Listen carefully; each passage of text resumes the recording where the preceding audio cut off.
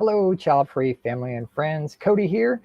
Welcome to Childfree Family's presentation, Let's Talk Money. This is episode 4 on saving and investing. I'm Cody Hetzel, the founder of Childfree Family, co-founder of the Childfree Convention, and all-around participant in anything discussing the child-free lifestyle. And I'll be joined today by Dr. J. Let me pull him up here. What's up, Dr. J? Evening. All right. Dr. J and his wife are child-free. Awesome. He has a PhD in adult learning from the University of Connecticut, and he's a certified financial planner. Key thing to note about Dr. J is he is a fiduciary, which means he must put the needs and interests of his clients above his own, which is cool. On top of that, he is an advice-only and fee-only certified financial planner. In other words, he is paid for his time by his clients, and he does not receive kickbacks, commissions, incentives for selling products and all that other jazz. So clients pay him for his time and advice, and he helps them manage their own finances, including investing. Thank you for joining us, Dr. J. How are you? Good. How about you? Doing all right. Hanging in there. Hey, Cody, I need to add in a little to your disclaimer today. So I am an investment advisor. That's my day job. I run a registered investment advisor. That's my company. But everything tonight is just for education. I know you have a disclaimer coming up, but I just got to say it myself. That's fine. So if I skirt questions and go, I'm not getting into that, I apologize. The amount of paperwork I have to do is. It just means that they're really good questions. I'll go, that's for Cody to answer. So anyway, here's that disclaimer.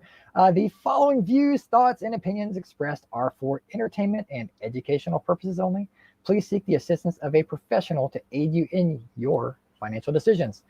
With that out of the way, let's get into some fun stuff. This is live streamed right now. This is live. If you are watching this on Facebook or the Childfree YouTube channel, you can ask questions in the comment section. You can make comments. We'll see them. And, if something pops up you want to have answer to, we'll see what we can do for you.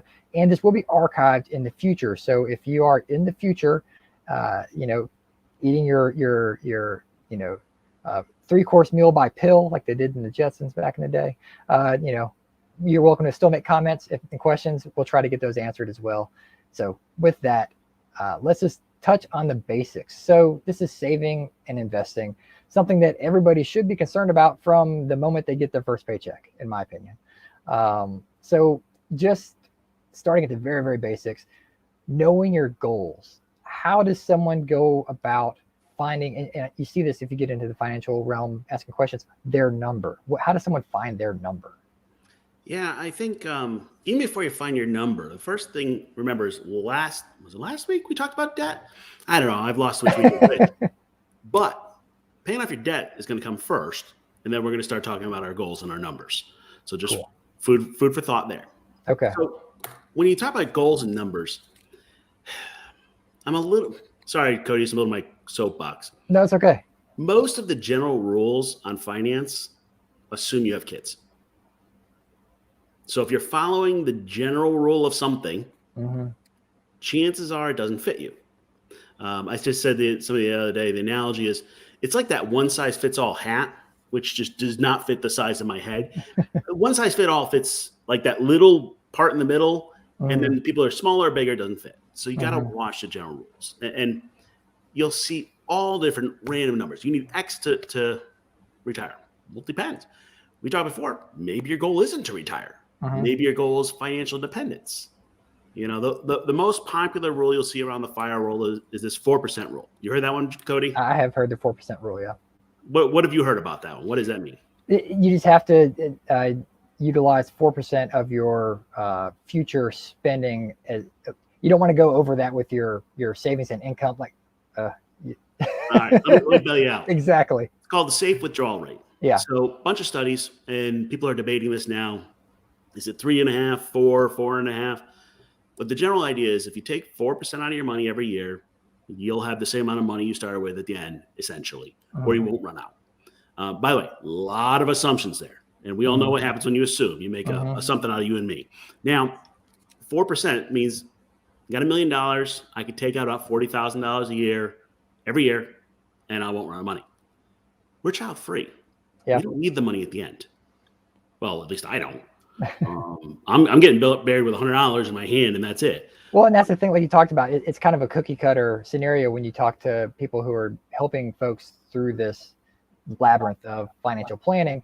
It's almost like, well, what do you want to leave your kids? Or is there a college fund? Your generational wealth setup kind of thing. Do you want to have a trust fund, so to speak? And the 4% rule assumes you want to have the money until the day you die, which we may or may not. The kind of other math of the 4% rule is, well, essentially whatever you want to make, it's 25 times that. That's just kind of how that works. Yeah. It's just math. So people go, well, I need $1 million, I need $2 million to retire. Maybe, but the question is, then what? Yeah. And what happens is when people get sucked into the investing world, they can start working just for like growing numbers, adding commas, and then lose their life. I don't know. Maybe instead of retiring, you cut back life. That's that file, that dimmer, and you take a little bit out at a time. Then the 4% doesn't hit. Instead, maybe what you should think about is your goal is, when do I want to quit working? When do I want to follow my passion? When do I want to, start that cupcake shop? Yeah. Then that determines your goals for investing. You could also have a generic, hey, I just want to put X percentage of my money away for savings. That's great. That's a budgeting tool. But saying, hey, I want to put 20% away for my savings that's not a goal. That's not the end goal. That's just a process measure. Yeah. What do you think? And the 4% to a child-free person, like, okay, so you plan on only withdrawing 4% of your future investment savings, whatever it is, to keep that like at sea level, so to speak. You're just keeping it balanced. But there comes a point, like we're kind of talking about, where there's a tipping scale of age versus how much money you have.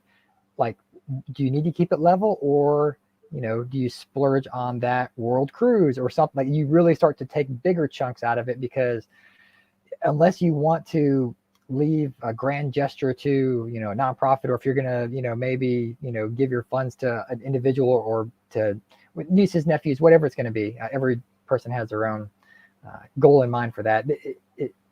To me, that's where the 4% kind of goes out the window, even for child-free people. Yeah, and I think your first goal should be getting out of debt. Second goal should be financial independence. And financial independence to me means, if I don't get a paycheck, I'm okay.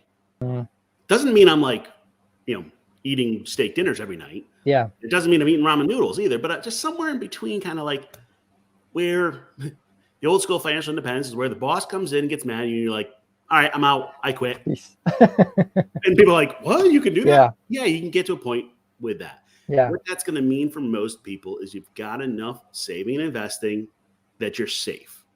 And some of the general rules that I do like, one of the general rules I like is have 3 to 6 months of your money in savings for emergencies. If the last 2 years have not taught you about emergencies, nothing. Okay, whether it's job loss or other things. If you're more conservative, 6 months. Less conservative, you can take a little more chance, fine. Also depends on your job. So like me and my wife's a college professor. That's a pretty stable job. We could probably get away with a 3-month savings. But I run my own business, so that goes up and down, so I probably need 6 months. Yeah. So even that general rule, it depends on you. Now, that being said, if you got a year of expenses in the bank account, that's too much. At some point, it's like, do something with it. So I don't know. I spend probably half my time telling people to save, and the other half telling the other people to spend. Well, and that's where you come up with well, not you, but people come up with the thought of having money work for you, like let your money make money. And yeah, if you're putting that money away in a savings account, making 0.0000% on it versus dipping into something, whether it's a bond or a blue chip stock that you feel good about or whatever it is, you kind of like start to teeter and say, okay, how much do I need to have? If it's a full year's worth of salary, you might say, you know what, I might be able to take a few months and put it into something and try to get a little bit of a shot in the arm, so to speak, and to build that little nest egg up a little bit faster. But again, it's everybody's preference. Everybody's got a different threshold of pain when it comes to finances and how much they're willing to put their neck out there. So yeah, I don't knock the people that want to go full in on savings. They've got their goals and plans. I don't go knock people that say, hey, I'm going to go and invest in this brand new crypto that just came out, which we'll talk about cryptos in a little bit. But so I think, Cody, the thing you bring up, and we do have to talk about, is inflation. That's a big topic right now. Today, the market came out, said it's about 10% year over year. I've seen 7.5%. I've seen 8%. I've seen 9%, all over. Here's the bottom line. If I go to the grocery store, my grocery bill is higher. So what that means, if I kept $100 in the bank for groceries, I'm getting less groceries for my $100. So that's the downside to just keeping it in the mattress. Okay, that's the old school saving. I mean, literally, that was the old school saving. They would put a hole in their mattress and leave it there. But over time, inflation would mean you could buy less. You know, I don't. What's the when I was a kid, I remember kind of like that 90-cent gas. What do you remember, Cody? What's the Oh man, like the cheapest. I mean, if you had $5, you could ride around for a long time. My mother used to use a $10 bill and fill the tank and get change. Okay, you can't. That's inflation at work, and that's only over the last 20, 30 years. So the hard part is, if you don't have your money invested somewhere, its purchasing power is going down every year, and that's a game you're playing. Okay. Yeah, I like having some cash in case things happen. I like having it also in my pocket, and that's what I use. But just enough that I'm not, you know, if it's going down value over day, I don't want to lose sleep over that. Yeah. So let's talk about saving and savings. Yeah, let's do it. So Cody asked me as I was setting this up, what's the difference between saving and savings? And saving is the concept of I'm putting money away. Savings is either a savings account or savings bonds or a few other things. So you should have a goal to save, and then your money should have a job.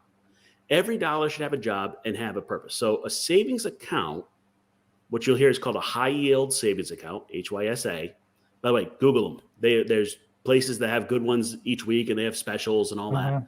But that special is like 0.5%, half a percent, versus a bank, which is, you know, your standard, you know, savings account with a checking is 0.05. Yeah. Woohoo! But the job of a high yield savings account is just to keep your money there and just have it whenever you need it. So if you're saving for a down payment on the house, your emergency fund, that goes in a high yield savings account, sits there. I don't care that it doesn't make money. That money's job is this. I had this the other day. I had a pipe burst. You need to pay. You need to take money out and fix the pipe. You need to fix the transmission of your car. You don't have a job. That money needs to be there. You don't want to risk that money in the market or something fancy. And people go, well, but I've got 6 months, which is a good amount of money in there, and I'm not making any money. I go, yeah, but it's already doing its job. Its job is just to sit there. Does that make sense, Cody? Yeah, it totally does. I mean, we talked about living paycheck to paycheck in a previous episode, and that having that little bit of an emergency fund, even if it only amounts to 2 paychecks, like that saves you from dipping into one of those paychecks and making you work extra hard and having that stress and just the buildup of the money already being gone. You say, okay, you just start saving again. Like you pull that out of savings, you just put it right back in when as soon as you're available to. Yep. So let me give you one spin on savings that is really weird right now. But our grandparents, at least my grandfather, used to buy everybody savings bonds. Do you remember those old paper savings bonds? Yep.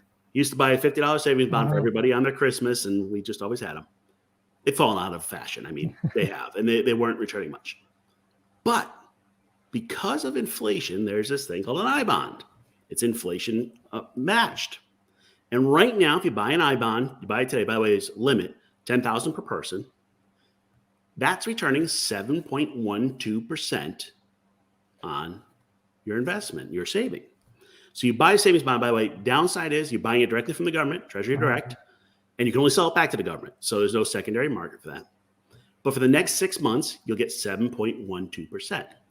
Then in May, they're going to re-look at it and say, okay, it's going to go up or down. Right now, everything says it's going to probably be a similar-ish. Yeah. I mean, I'm not going to get into, I don't have a crystal ball, so I can't. But inflation I don't see it disappearing in May. Yeah. So you got 7.12% on your money, and it's backed by the U.S. government. So if you think the U.S. government's going on business, well, then I wouldn't do that. But for everybody else, you're fine. Downside of it, you can't take your money out for a year.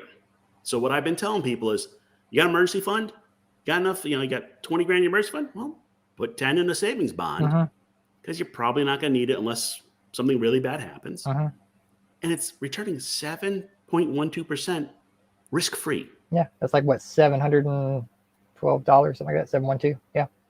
Now, by the way, that rate's only for the next 6 months, and then it's going to change for the next 6 months. Sure. But even if it's just for 6 months, that's 300 and change for doing nothing. That's a whole lot better than a high yield savings account. Downside is $10,000 per person per year.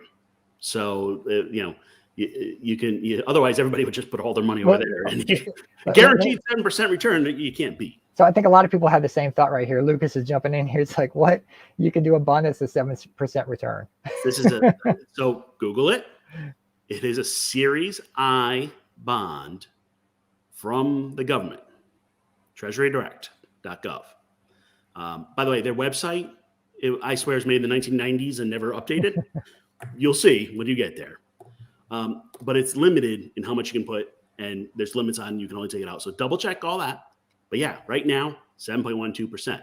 And to those in the future, we're living in 2022 right now. So yeah, if it's 2030 and I don't know what the rate is, I don't know. But yeah, this is one of those weird ones. It's like, it's very rare. Let's call it that. Yeah. That this happens. And it was funny because a lot of the financial guys last year when this peaked, which a couple months ago, people like, savings bonds? We haven't talked about savings bonds in a decade. Since my grandpa. And all of a sudden it was like, there's this little window where it works. Just take a look at it. There's some quirks to it. Like, once you've had it there for over a year, if you get it out, there's some period of times you're limited to get it out and they'll take back some of the interest. But I looked at it as free money. Yeah. If it, like you said, if it's at the max at 10,000, if that's 10,000 that someone's able to risk, or even like whatever, $100, like, hey, if you don't need that $100, you can make $7 on it. Yep. So, but again, this is all educational and for fun. So don't listen to us. We don't. Yeah. I think the fun part of the savings bonds is it's one of those, like, nobody ever thinks about. Like, it's just like, because they think about the cool stuff, and savings bonds are not on the cool list. I wonder what it would take for bonds to come back in style. Because, looking at like investment YouTube stuff for like the past few years, people never talk about bonds and buying bonds or anything. And I'm like, I wonder what it would take to make bonds sexy. And I think this is basically it. It's about as close you're going to get. And it's from the government, which makes it less sexy, I guess. Yeah, it's a healthy return though.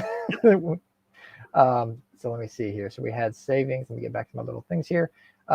Next up, we've got real estate. So Cody, I saw you in the Facebook group and we were on a thread together on should you buy a house? What do you think? It depends on the person and it depends on your current situation. Is it a job you feel you're going to stick out and you're going to be literally in that city? You can change jobs, but will you be in that city? And if you leave that city, what's your exit strategy on the house? Are you able to leverage that? And you want to rent it out, Airbnb? Is that even legal in your area? Do you want to sell it outright and try to move again? Or rent? To have that flexibility, it just depends on the person's situation. So yeah, everybody's a little bit different. Yeah. So real estate is one of those life script routines. We've talked about the life script with Childfree, and you've chosen not to follow the life script by being child-free. But then your parents are going, and the way to save money is to buy real estate. Yep. By the way, the real estate they bought 20 years ago was a completely different market and price. Oh, and the interest rates were another animal altogether. Well, actually, if you go back to the 80s, they were 17%, but that's a separate. Yeah, that's what I'm talking about. It's crazy. Yeah. But as a child-free person, you're more mobile. Okay. Good job comes up, or you have a bad run of weather and you want to move, you move. You don't care about the school system. Okay. So hey, you have to buy real estate. Well, it works. For me and my wife, we bought real estate. Okay. We have our own primary home. What more do we need? We got 33 acres and a lake. It's gorgeous. Why did I buy that? Not for an investment. I bought it because I want my neighbors to be far enough away that I don't have to see them. Okay. And we have 2 mastiffs who cannot live in an apartment. So I think they could, but there's usually a 100-pound weight limit, and one be a hefty deposit. But I don't want people to think you have to buy a house. If you're going to rent, you have to build in the increase over time. It's about 15% last year. That was rough. But the bonus of renting is if the hot water heater breaks, you go, not my problem. Yep. You got to deal with the landlord. Now, if you buy a house, here's the rules. General rules. Yeah, it's your problem. So here's the general rules I'm following. 20% down, which will get you out of PMI, which is private mortgage insurance, which you're paying just for the lender. 20% down, and I want you to have that mortgage ideally on a 15-year, less than a third of your take home. By the way, that's a lot less house than what the bank will let you buy, because you don't want to be house poor. Yeah, you know, you can buy houses with nothing down and all this other fun stuff, and if you buy something with nothing down, the day you buy the house, you're underwater, because to sell the house, it costs 6% to come out. Taxes, fees, appraisals, all that jazz. Realtor fee is 6% on its own, 5% if you negotiate. So you've got to find the balance. Now, the hard part of this is, well, the good thing is you buy a house, your housing expenses are somewhat limited. They can't go up too much. You might then go up for taxes and insurance. And depending on area, that could be quite a bit. But the problem is a house, on average, will have 1% of its value in maintenance every year. So if you buy a $300,000 house, that's $3,000 a year. The downside is it's not $3,000 every month, every year. Yeah. It's the heating goes and it's $15,000, and then next year you're fine. It's like this up and down.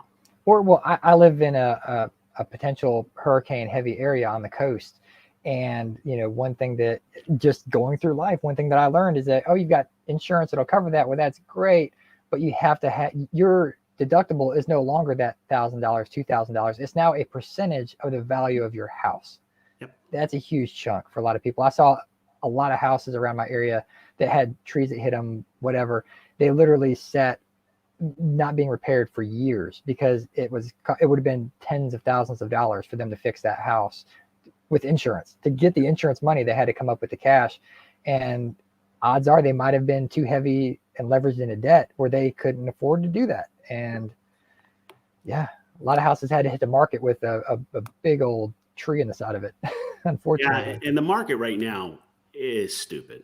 I mean, it's just in most areas, there's no houses out there.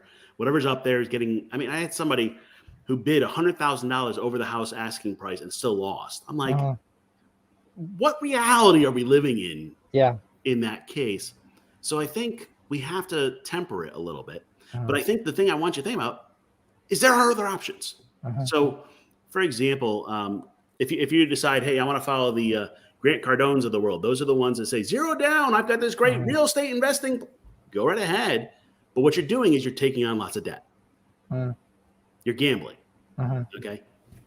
I just said get out of debt, then invest. He's saying invest by debt. And not me. I don't get that one. He can do that, leveraging it, 10x and all this other stuff.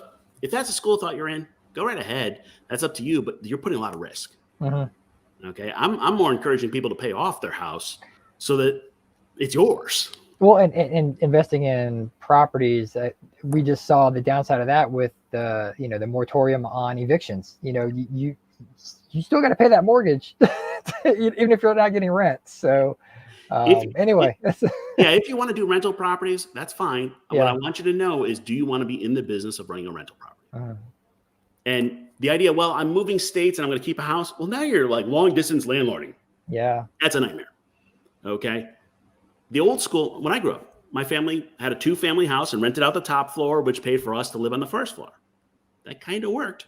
But then your neighbors are your renters who are not always perfect. And you've now got the problem of the hot water heater. You're the one they're calling now when it breaks. Especially when they're above you.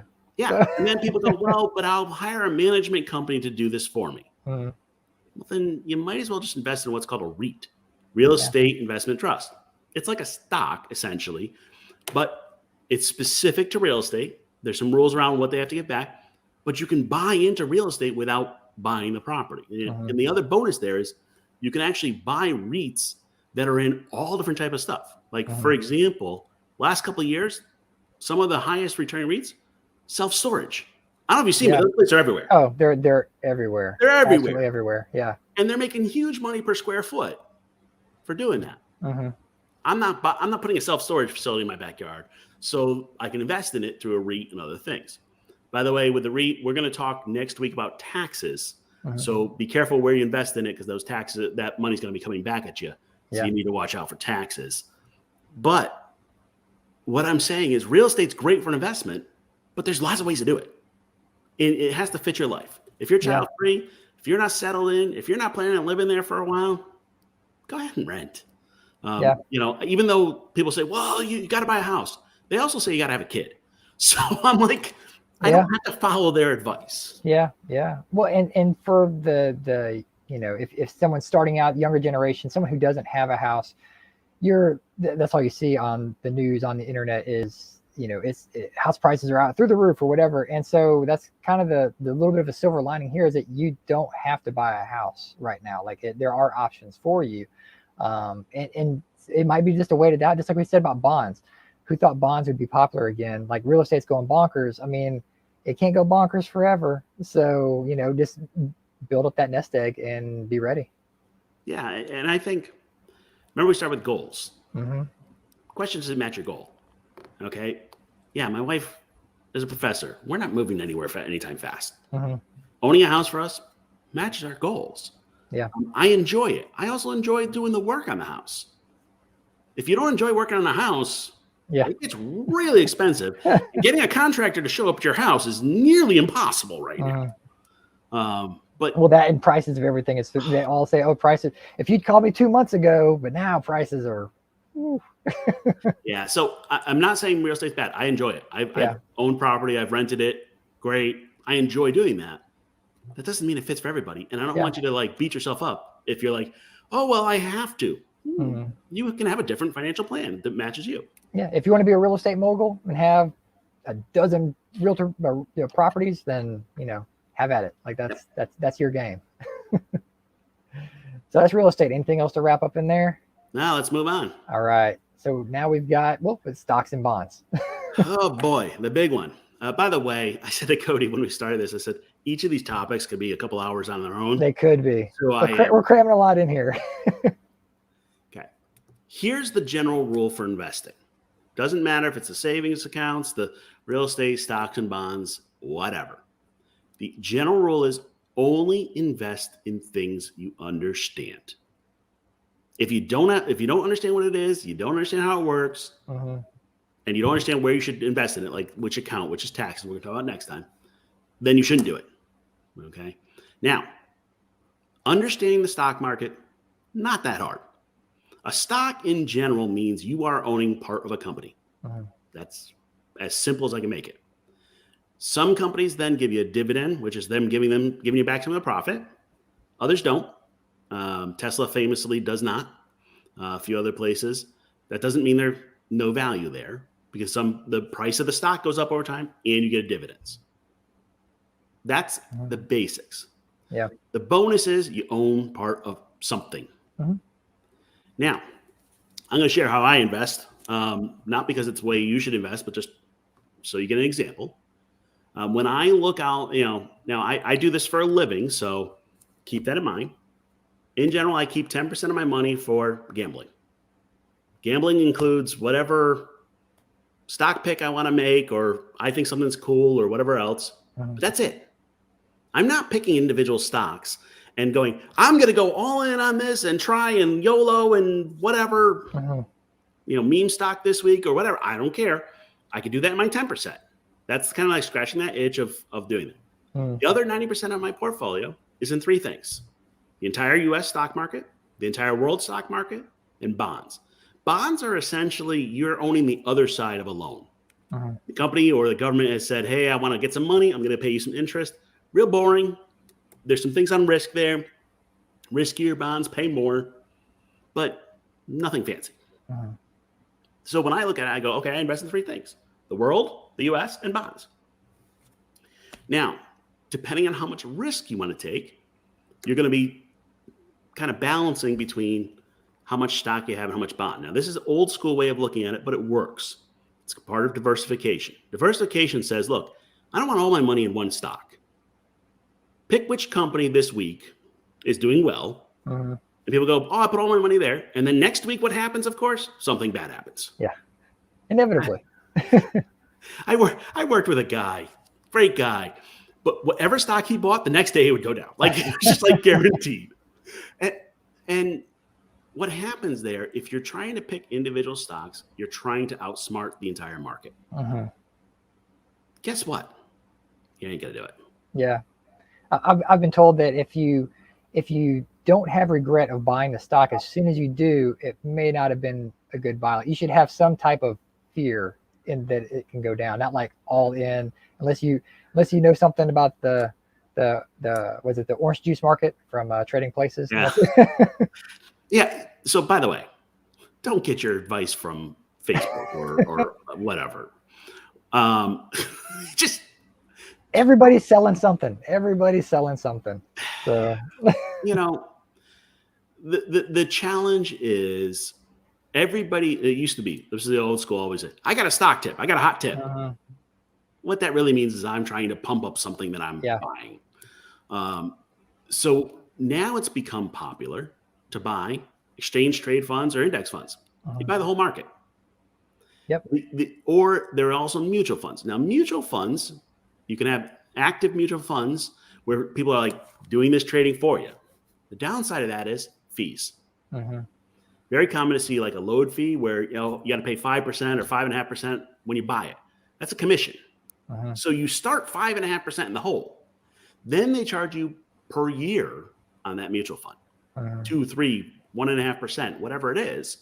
And now you're paying that ongoing. If you're buying something with a fee, you better know what that fee is buying. And it has to be worth it. So I can buy the entire stock market of the US. There's a bunch of different index funds. Some are actually zero fee now. There's a couple, and others are 0.03%. So it's like nothing. So I can buy the entire stock market with no fees. Why am I buying a mutual fund with 7, 8, 9% fees? What do you think, Cody? Well, if hopefully the money is being well spent on someone who knows what they're doing, and if you don't have to watch the market every day, you're not going to lose sleep. Okay, so old school was you have to choose between sleeping well and eating well. All right.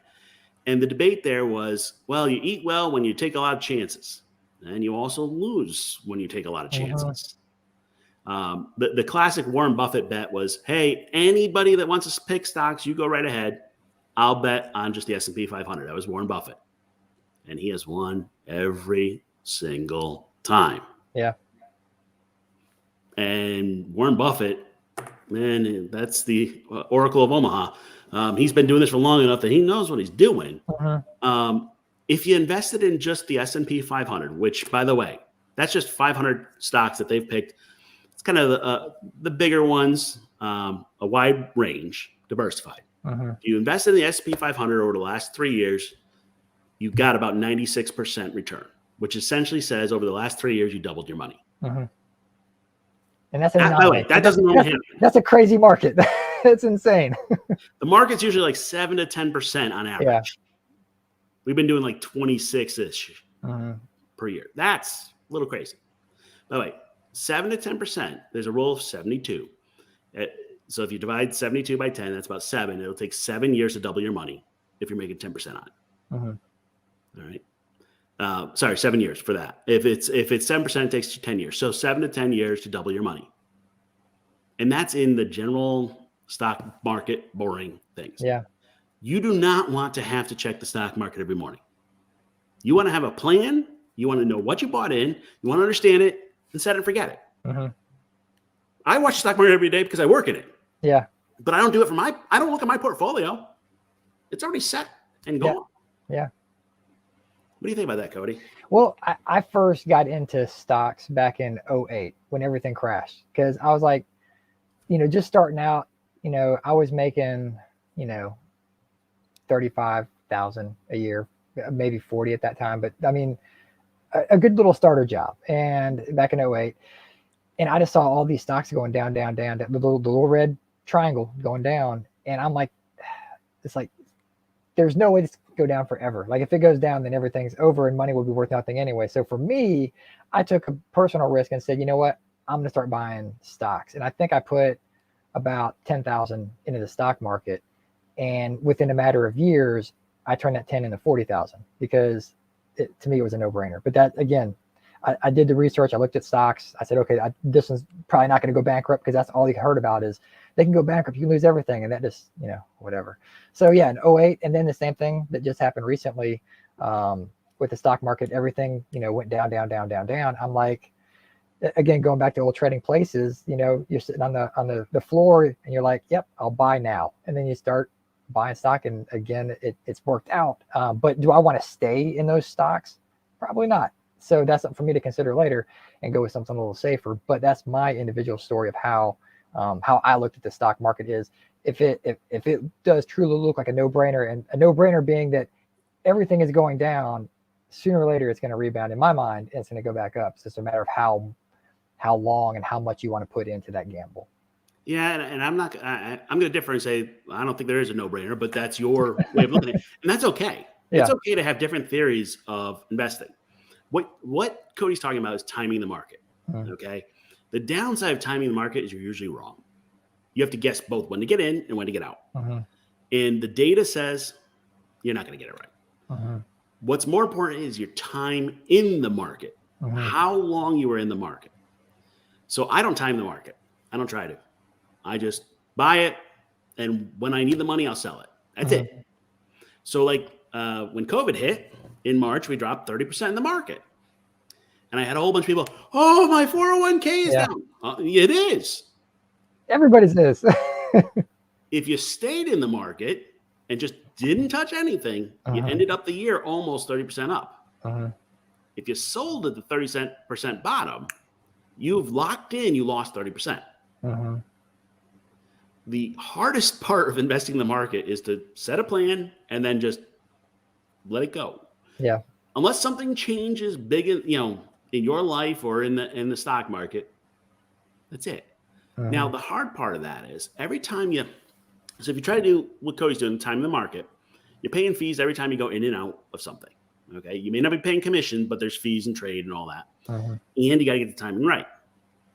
You want to do that? You want to research it? Good. Downside, don't be day trading. No, okay. God, no. When we get into taxes, we're going to talk about wash sales and one of those fun ones. This is the Robin Hood problem.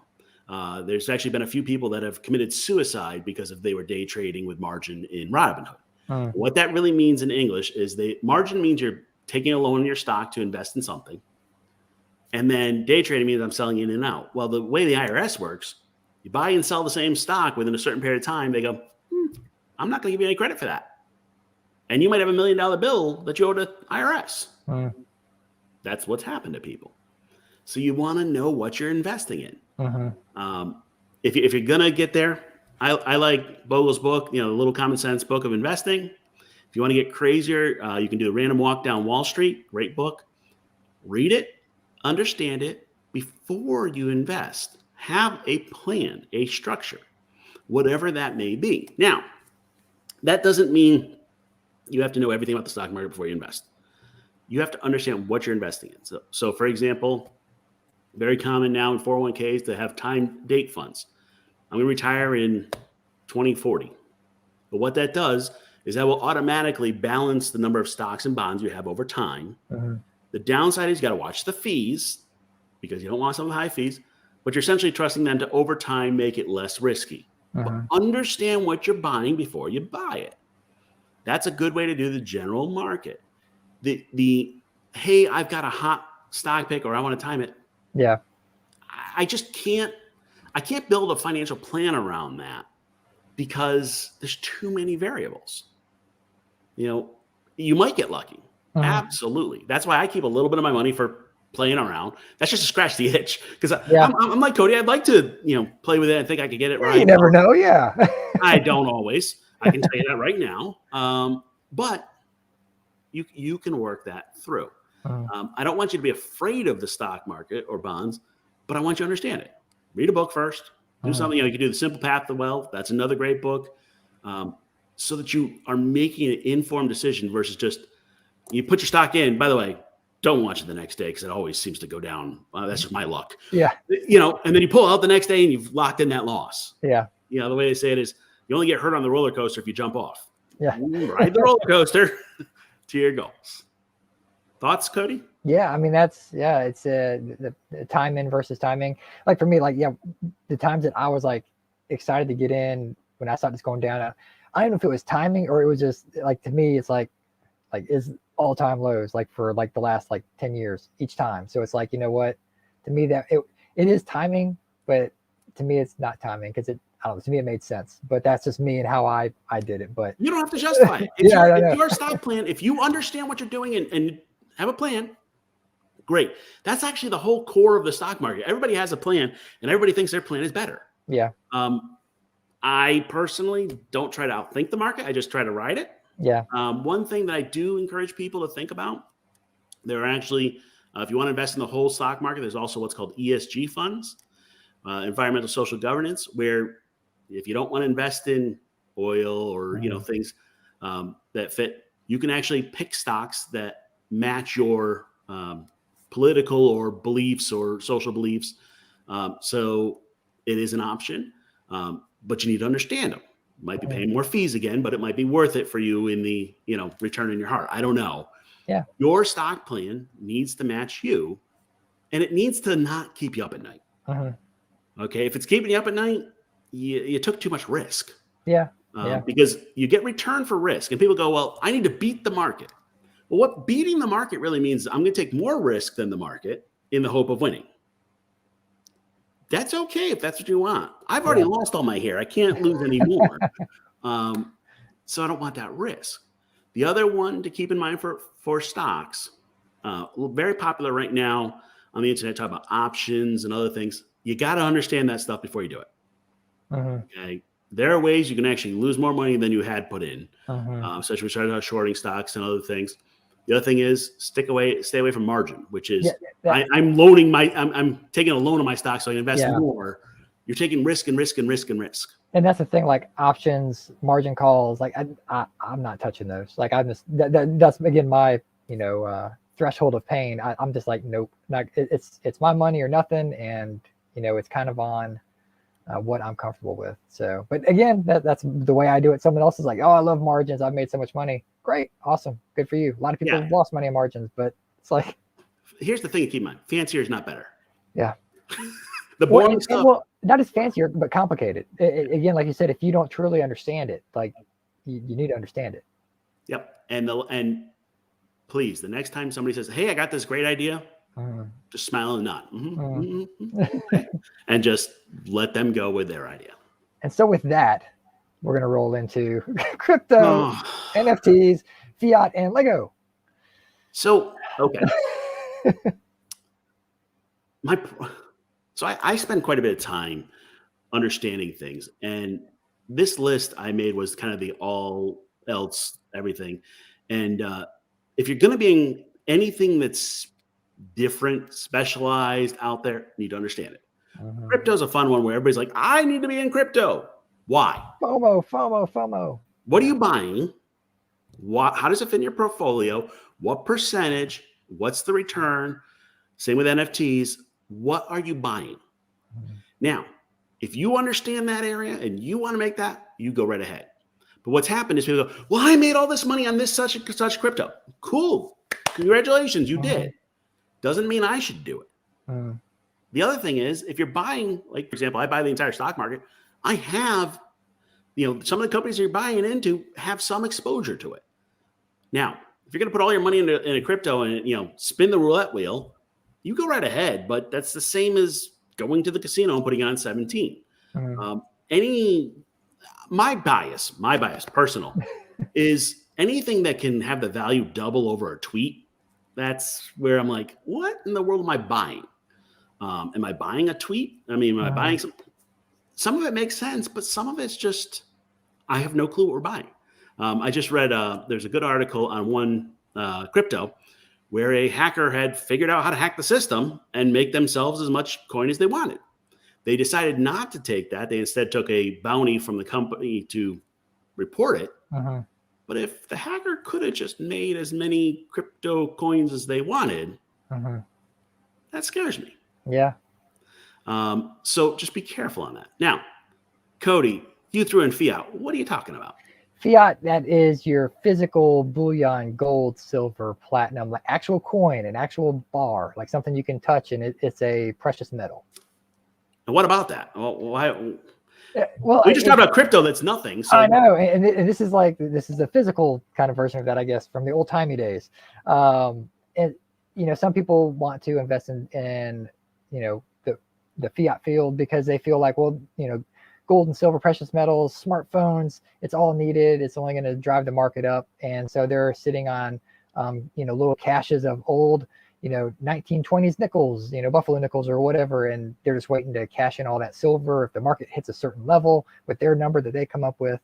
And so that, it's just another one of those things that people want to invest in. It's what they're comfortable with. And they like the idea maybe of just having that physical aspect versus a stock, which they don't even give paper anymore. You used to get paper stock, but now you don't even get that. So maybe it's just to have something physical that they can stare at and see their dragon's hoard of gold in front of them, and in their mind, kind of how much that's going to be worth. I thought the Scrooge McDuck right through it. Dive into. If you want to do gold, silver, fine. That's your choice. Understand what you're buying, where it fits. One caution on this: make sure somebody else knows where you're keeping it. My neighbor had this, and his father died, and they had a stash of gold coins that they ripped up the house and the yard and never found it. Like they think that was like a six-figure, $100,000 plus stash of coins. Don't know where it is. So that is downside, and it could be stolen. And people talk about it as an inflation hedge and all that. Depends. You got to have the right thought process. And now, once again, it's going to be a percentage of your holdings, not I'm putting it all in crypto, I'm putting it all in gold, I'm putting it all in anything you're saying all in. I'm scared a little. Yeah. So let's talk about Lego. So, okay. There's a great study that came out, and they looked at the return on investment of Lego versus stock market. And it's Lego the toy. Yeah. Little box. Remember, we all had those as kids, and they had the kits. The return on investment actually has been just as good, if not better, than stock some year. And I use this as a kind of a placeholder of Lego. But if you have a hobby, you have a specialty, something you want to invest in it, a collectible, it's an option. Keep in mind, still paying taxes when you sell it. And collectibles actually can be at a higher tax rate than the standard. And we'll get a bit more into that in taxes. But the other part is it could be Beanie Babies. Remember Beanie Babies, Cody? All too well. One of my previous lives, I was an estate sale professional. So I liquidated the contents of houses when someone either downsized, death, divorce, any myriad of reasons. But anyway, they had to liquidate the contents of a house. I can't tell you how many times I walked into a room, floor to ceiling, of Beanie Babies in cases with the tags in cases. They're like, oh, this was going to be like, college for the kids or the retirement fund, and Beanie Babies. And you threw them in the dumpster, didn't you? Well, no, I sold them, but for so little that you might as well throw them in the dumpster. I mean, basically what we didn't sell, it's like they would give them to like a children's hospital or something. Like they would literally just give them away, but they thought like, that little red pig was going to be worth, $4,000, or the princess, the purple bear, the Princess Diana bear. Everyone thinks they have like the $10,000 bear. Odds are you don't, and odds are it's not, unless it's like the number one. It's not worth it. But that's my tease. I sold a lot of Princess Bear dolls for $3 because that's about what the going rate was on the liquidated market. Yeah, and I think I just left like this whole pile of stuff here, and I hate that I put crypto and NFT and Lego in the same world, but you got to understand what you're buying. You have to understand how you're going to sell it. Okay. Right now, people talk about buying NFTs in Meta, and I own a song or art or something. I don't understand that enough to invest in it. I just don't. I don't have the time and effort to do that.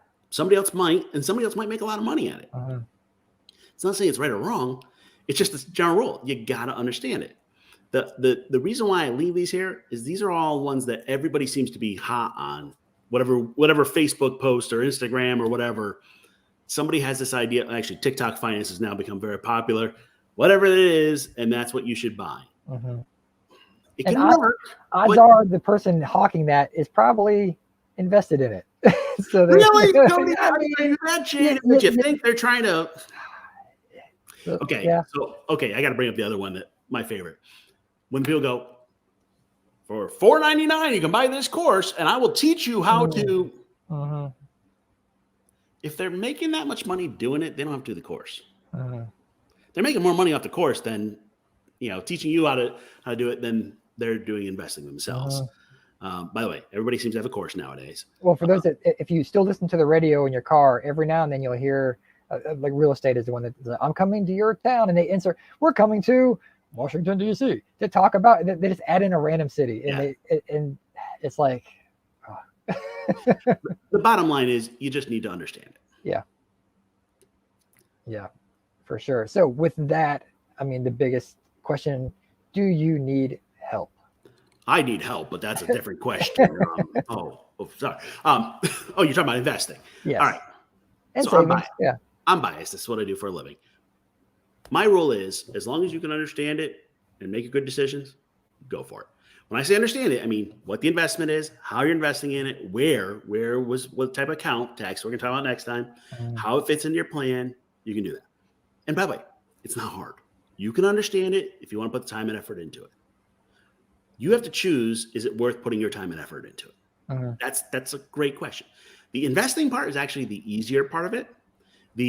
Which accounts and tax planning and how do I make sure I have a financial plan, insurance, and my retirement numbers and estate planning, that's much harder. And you may want to get some help. People often go, well, I'll wait until I have a bunch of money to get some help. Well, it's kind of like a chicken and the egg problem of if I get some help earlier, I can make more money. But if I have the money, then I can pay for the help. And it's a balance.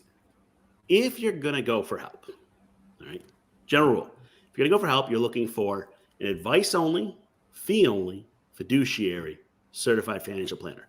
I'm biased. That happens to be what I do. So I'm stating that up front. Advice-only means you pay them for their time, just like you do a CPA or a lawyer or whatever. Advice-only means, so the way I do it, I teach you how to do it, and you actually do the investing.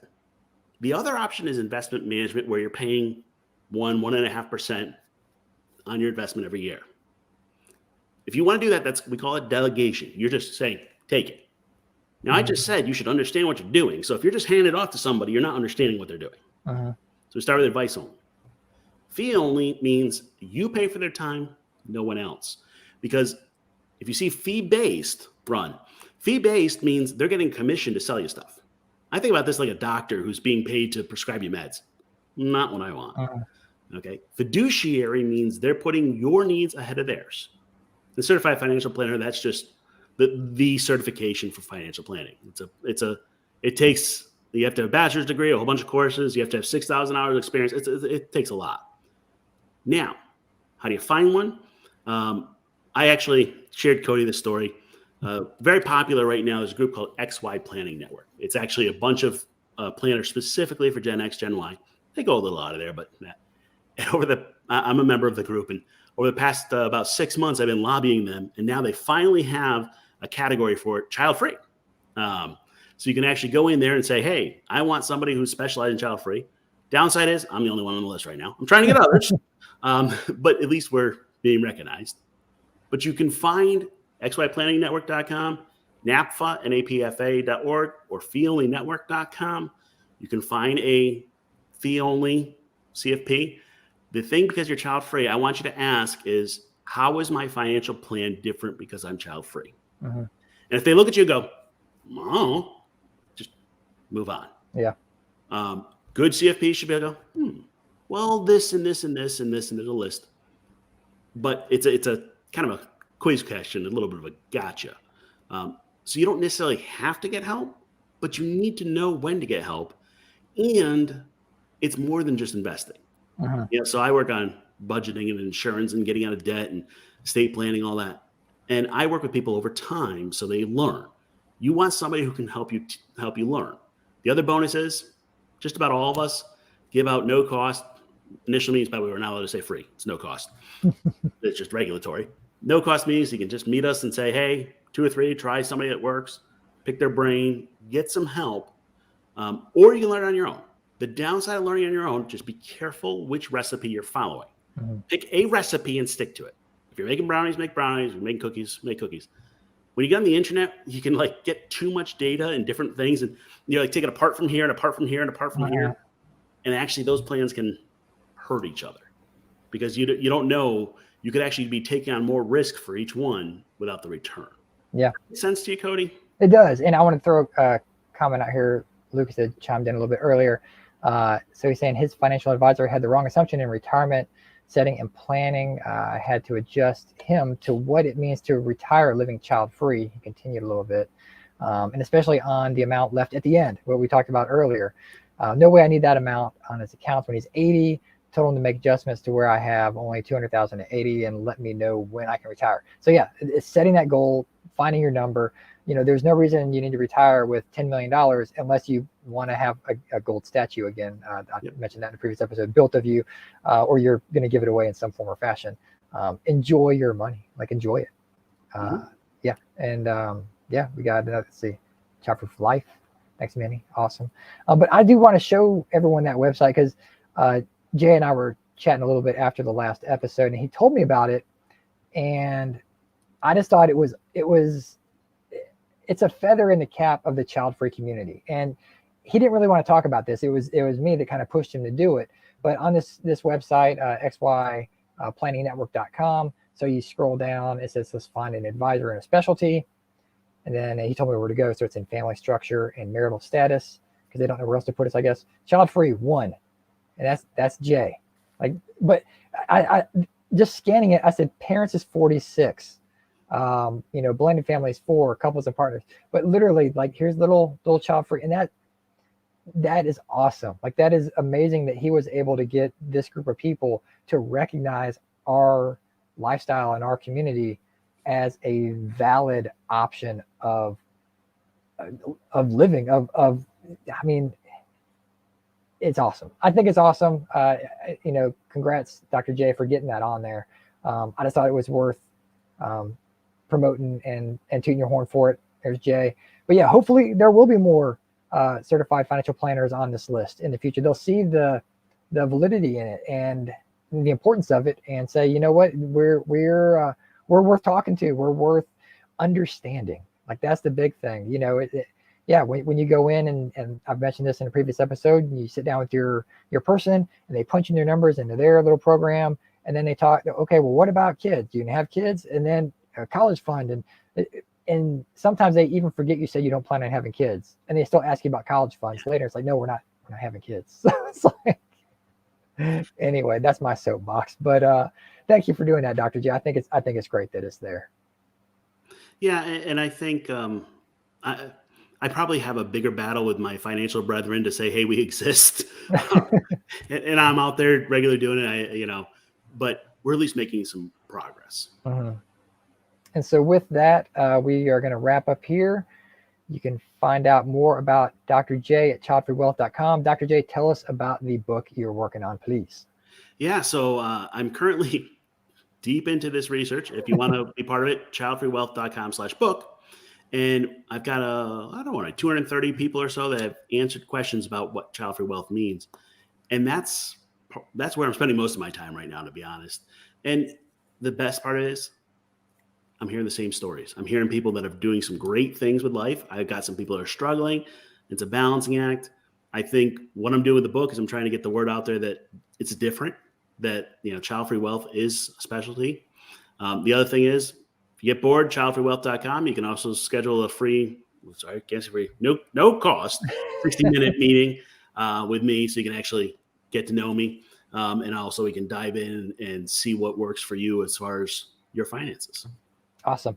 And so the next episode we're going to do is going to be episode 5 on tax planning, which I'm excited to talk about. Jay, maybe not as much. You're excited about taxes? Yes, because I don't want to take in all my money. So I cannot be excited about finding a way to save money by not paying as much on taxes in the end if you don't have to. I don't know. I'm excited about weird things, I guess. But anyway, Dr. J, thank you for being here. Audience, thank you for being here, joining in. And we'll see you guys next time. Peace.